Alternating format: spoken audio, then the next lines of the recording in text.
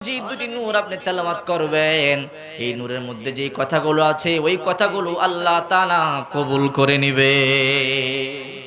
এর মধ্যে একটি হলো কোরআন। এই কোরআনের মধ্যে নাম্বার 1 সূরা সূরাতুল ফাতিহা, ঠিক কিনা জোরে বলেন। আশ্চর্য হবেন, এই সূরাটি এমন একটি সূরা যে ব্যক্তি জীবনে স্কুলে পড়ে নাই, কলেজে পড়ে নাই, মাদ্রাসায় পড়ে নাই, আলিফ বাও পারে না, কোরআনও পড়তে পারে না, কিন্তু তাকে আল্লাহ তাআলা কুদরতি ভাবে কলিজার মধ্যে সূরা ফাতিহা গেঁথে দিয়েছে, ঠিক কিনা। কোরআন পড়তে পারে না কিন্তু সূরা ফাতিহা পড়ে, ঠিক কিনা বলেন। এই পৃথিবীতে কত গান আছে, কত রঙের সুরলা গান আছে, দামি দামি শিল্পীদের গান আছে, একবার দুইবার তিনবার শুনলে ভালো লাগে, এরপরে আর ভালো লাগে না, ঠিক কিনা বলেন। 2 বছর পরে আর ভালো লাগে না। কিন্তু আল্লাহর শপথ করে বলেন, সূরা ফাতিহা এমন একটা সূরা, জন্মের পর থেকে যেদিন মসজিদের মধ্যে যান, ইমাম সাহেব তেলাওয়াত করতেছে, ফজরের নামাজে সূরা